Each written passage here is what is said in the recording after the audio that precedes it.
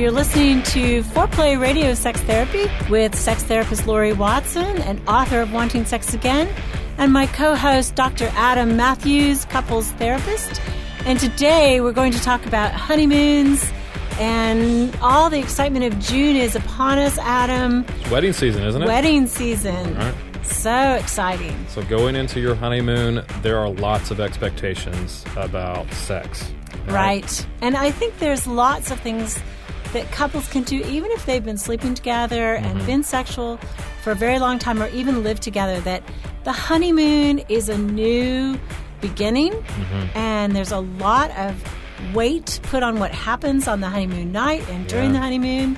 And I think that there's things that, since the couple has time, they can talk about together that really set themselves up for a good lifetime of sex. And we would love for you to share this with those couples out there that you know that are getting married. Please send them to foreplayrst.com. Yeah. That's a great wedding gift, huh? I got you a podcast. Yeah, I got you. I got you a podcast on sex. Yeah, maybe they would be insulted. But maybe accompany that with a gift card to Target or something. Yeah, I've taught a premarital class for so many years, and when I was teaching it, hardly any of them thought that they would have sexual problems. Oh yeah, yeah. You're going to think it's just going to be great. The honeymoon is going to be this big sexcapade, and it's just going to be a highlight. Yeah. And so many couples, though, do have problems with sex. It's just something people don't talk about. And so many young couples have problems with sex. Yeah. Even if they've been very sexual together, there's still a lot of adjustment that happens in marriage that, they need to know about and think about, even if it's only a hint. Yeah. This is coming. Because your relationship does change, right? It does. Your relationship changes when you get married, and so you should expect that all aspects of your relationship, there at least needs to be a conversation around, and so this is one of them where that conversation doesn't happen. So you're saying that one of the things that they can do on the honeymoon is begin to have some of those conversations. So what are some of the things that you think they need to talk about? Well, first of all, I think before they get to the wedding night, they need to talk about what their expectations are of what's going to happen that night. Yeah. A lot of people have relatives from out of town. They've been going crazy, with all the plans and all the breakfasts and lunches and parties. And they get to the wedding night and they kind of are exhausted. Yeah. And maybe they had too much to drink, or the wedding was too late in the evening. A or 6 o'clock wedding. Too much cake. Yeah, too much cake is a big problem on the wedding night. You're right. Yeah. But I would say in general, indigestion is a big problem on date night, right? Yeah, right. People go out and eat too much, and then they expect, great sex. So, I think while it's classic that we want to consummate the marriage on that night, or even if, couples have been sexual before the wedding night, that they have an expectation they're going to be fully sexual that night. They need to say so. I've had so many couples that have had something go wrong on this night, and then it's like it colors their whole sex life the rest of their marriage. And maybe it's like, the groom has never talked to his brother in 10 years, and he's just all hung up, and he can't get over that on the wedding night, or she's anxious, or they are truly virginal and they've not had sex, and then the expectation to be fully sexual on that night, I think, is crazy. Yeah. I think they need to give themselves time to let their bodies get to know each other. Yeah. And so entering that with the same expectations tends to be important, because that's one of the things that's going to be really hurtful. If your partner has one expectation or doesn't have the same expectation as you do for what is going to happen that night, then that can just feel really rejecting. It can feel very disheartening. It can feel like, wait, we got married and now all of a sudden this is not going to happen. There can just be a lot of unintended messages that you can send if those expectations are not met. I know. Actually, on my own wedding night, we had kind of made this agreement that we would, have some time together, go downstairs. We were in a hotel that had a jacuzzi, go do that, sort of debrief the wedding, just relax. And it turns out my husband's groomsmen had stolen all our birth control. Stolen everything. And I remember, they returned it in about an hour or something. They had the bellhop or whatever knock on our door. We hadn't even discovered it, thank God, at that point that we hadn't.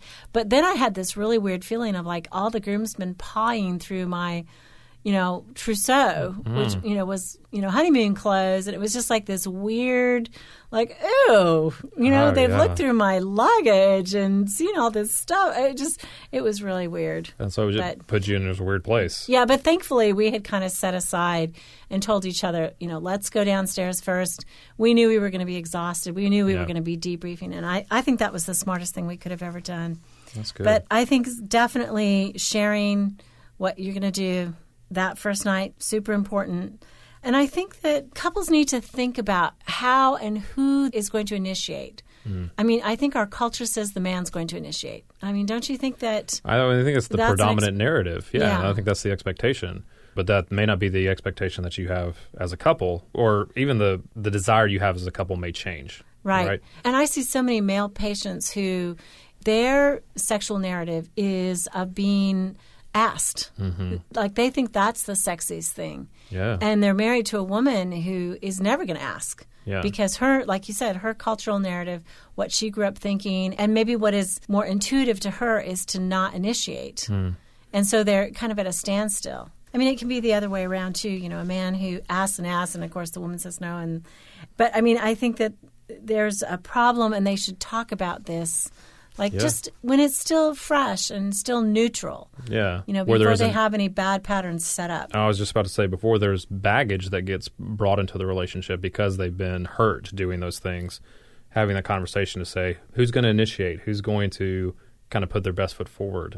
Or is it going to be a back and forth? I mean, I think that could be, they could take turns initiating as well. And so that could be an expectation that they just set up right from the very beginning.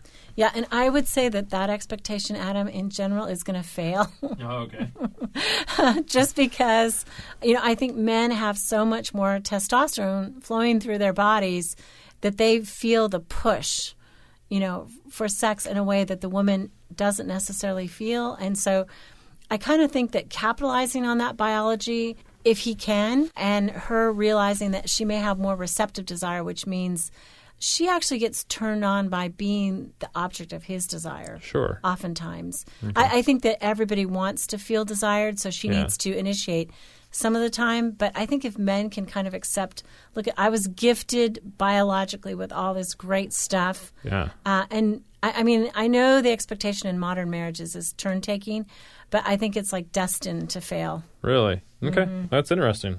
So what are some of the other conversations you feel like that they should have during this time as well? It's going to set them up for success. Well, I think one would be how to turn down an initiation so that you don't hurt each other's feelings. And I think the best turn down is like a rain check. I'm not up for it. I'm too tired. I'm too whatever, too full. I had too much wedding cake. But how about Saturday? Yeah. I think that one is huge because a rejection of a sexual initiation that's not done well is going to make the initiator initiate less and less and less, right? Because there's going to be that fear of a bad rejection. Even if their partner doesn't reject them as often as they think they do in their head, that's going to blow up into something that's much bigger. Would you agree with that? I would totally agree. And I would also counsel never say maybe. If your partner says, hey, how about sex tonight? Don't say, well, maybe let's see when we get there. Say no. Yeah, just say no. I don't know. I don't think I'm going to have the energy. And then if it turns into a yes, that's a happy surprise versus I think people, when they hear maybe, it means yes to them. Oh, good. And all day long, they're thinking, okay, we're going to get to that moment. And then suddenly their partner goes, no. It's like, blah. Yeah. It's like, deflating. So you're telling me there's a chance.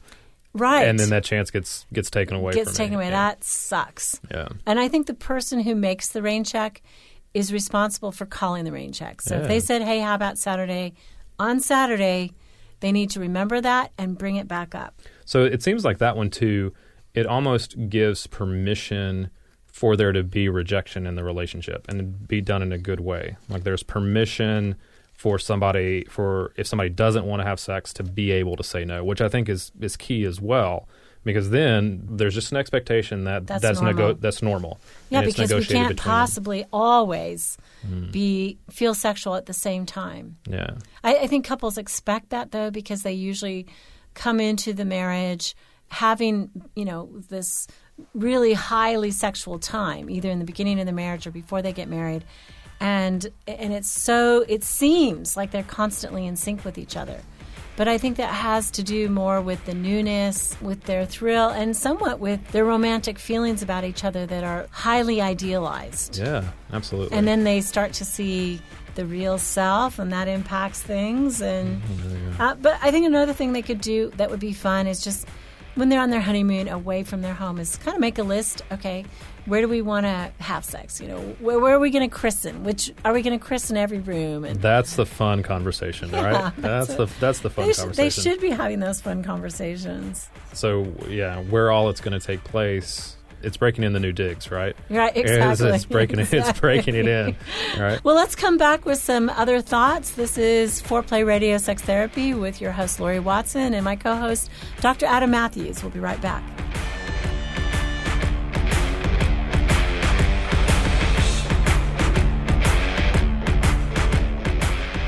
Wanting sex again. How to rediscover desire and heal a sexless marriage by certified sex therapist Laurie Watson. Each chapter is designed to fix one of the problems that cause low libido, from early marriage through the childbearing years, even all the way through menopause. I've also had men read it and tell me that for them it was the most hopeful thing they read about resolving sexual problems. Look for Wanting Sex Again on Amazon.com. You can also talk to Laurie Watson for therapy in person or via Skype. I offer couples counseling and sex therapy, and I think about both aspects of the relationship, emotional intimacy and sexual technique, and that combination together helps marriages be happy. Improve your sex and improve your relationship with Awakening Center for Couples and Intimacy. Find out more at awakenloveandsex.com and sign up for their next couples retreat weekend, hosted by Laurie Watson. awakenloveandsex.com. Awaken what's possible.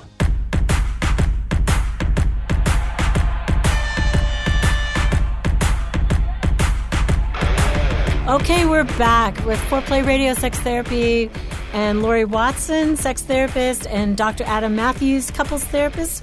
We're talking about honeymoons and the things you can talk about on your honeymoon to kind of set up your lifetime for great sex. It's such a great time to have these conversations, too. I mean, especially if you're able to get to someplace that hopefully your honeymoon destination is someplace that you enjoy, that's relaxing for you. And is a sex no vacation. Pressure. Yes, it should be a sex vacation. I'm not about these destination honeymoons where they're touring Europe and, the Galapagos. It's like, no, they need to set time aside to relax and rest. Get yourself a cabin in the mountains. Yeah, right? or the beach. The beach is great. Just total downtime and tiny little umbrella drinks and just...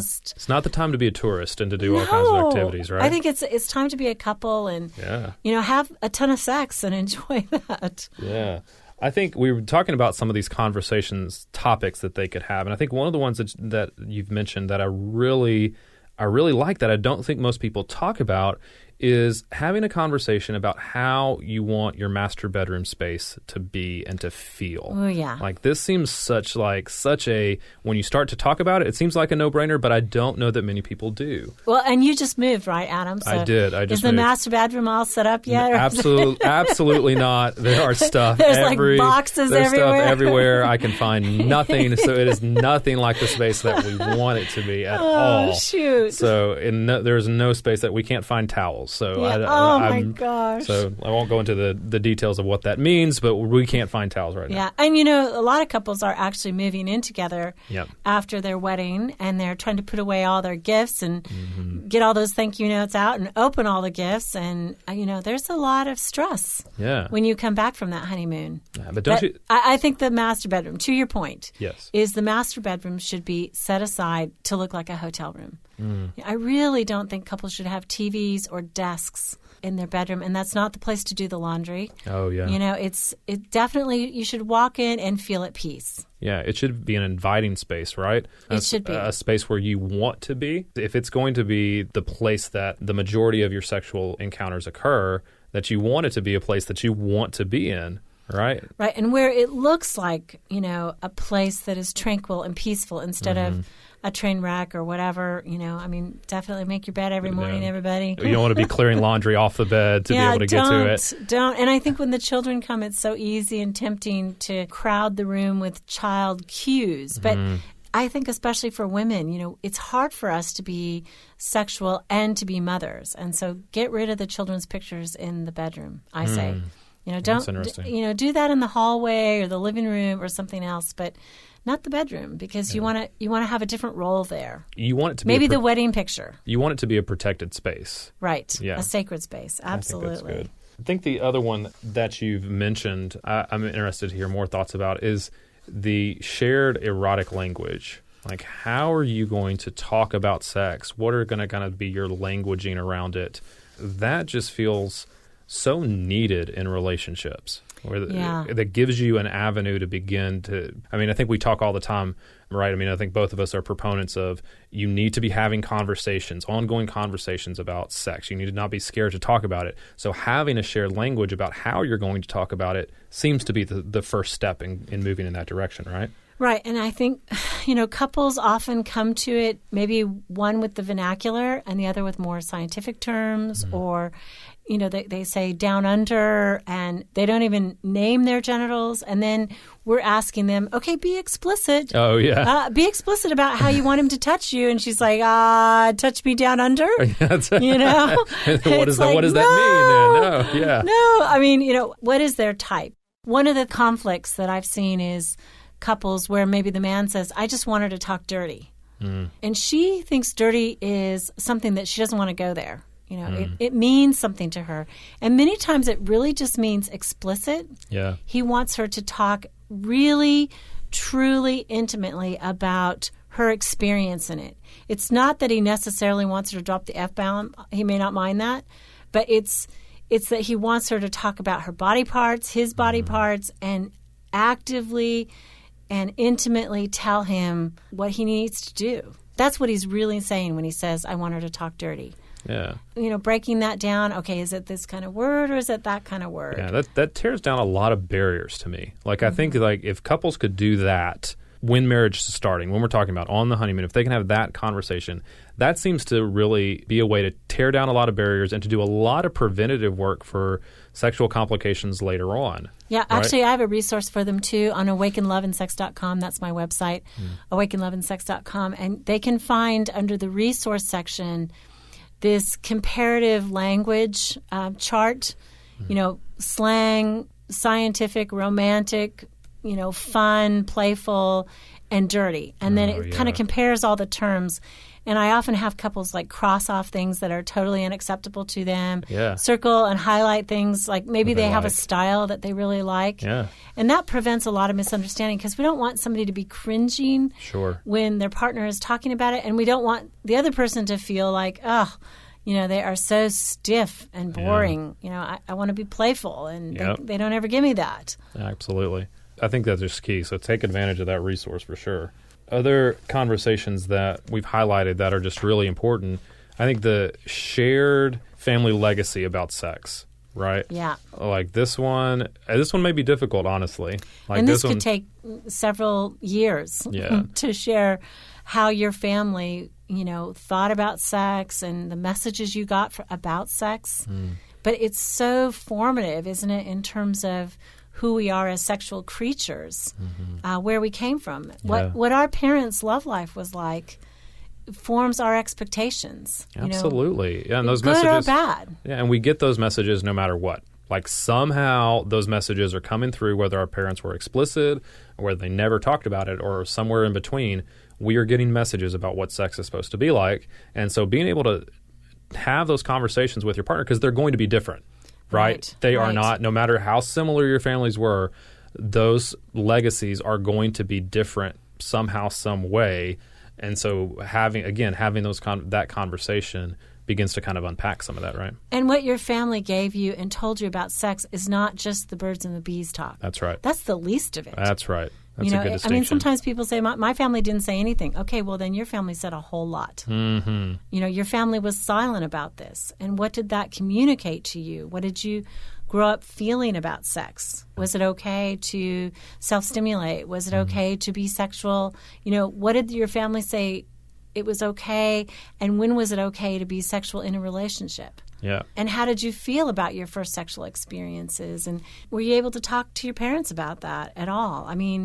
All of that is so important in terms of discussing your legacy and where you came from. Of course, I think the family of origin is formative in terms of all our emotional intimacy, from then on, let alone the sexual stuff, but absolutely. Importantly, that as well. Absolutely. I mean, that's the therapist in us. We could go on for days about that kind of stuff. That's right. But I think one of the things that I think you've mentioned, but just want to highlight, is that we don't always make the connection about how our family legacy is going to impact us in our current relationship. I think a lot of people, maybe your family didn't talk about sex, and so you go in your mind, well, that's not going to be me, and I'm just going to do it this way.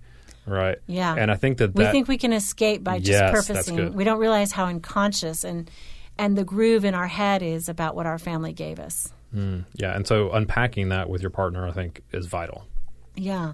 And I would just end with, try not to take yourselves completely too seriously. That's right. Know that the honeymoon is a beginning. Yeah. It isn't a defining moment. It doesn't have to be. It's, it's the moment that you are first sexual as a married couple, and kind of revel in that and laugh at yourselves. I mean, everybody's hair gets caught under somebody's elbow, and the sheets get tangled up. And I mean, there's just awkward, crazy moments, just like in the wedding. I would say every wedding you should plan on, some Uncle Charlie doing something crazy, or the flowers not arriving, and just try to go with it and laugh with it. We don't have to be so serious. The most important thing is our love for each other, and in sex, the most important thing is being flexible.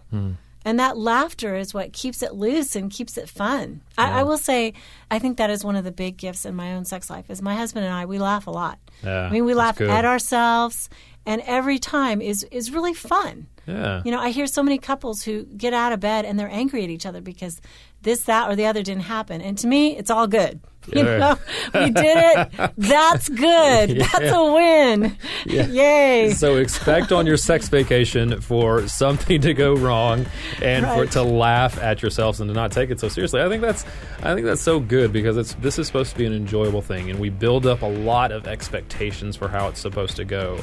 Right, like the honeymoon itself is just imbued with so many expectations and myths. Yeah, absolutely. And you didn't fail if you didn't do the deed on the actual wedding night. Yeah. You have a lifetime together to do anything you want and to enjoy each other's bodies. Yeah. So be easy on yourselves. That's right. And don't take it so seriously. Right. Well, you're listening to Foreplay Radio Sex Therapy with sex therapist Laurie Watson, and author of Wanting Sex Again, and my co-host, couples therapist Dr. Adam Matthews. Thanks for listening. Hey, help us stay on top here at Foreplay. We'd love it if you would subscribe and share it with your friends. And please take 1 sec and rate and review us. Thanks so much.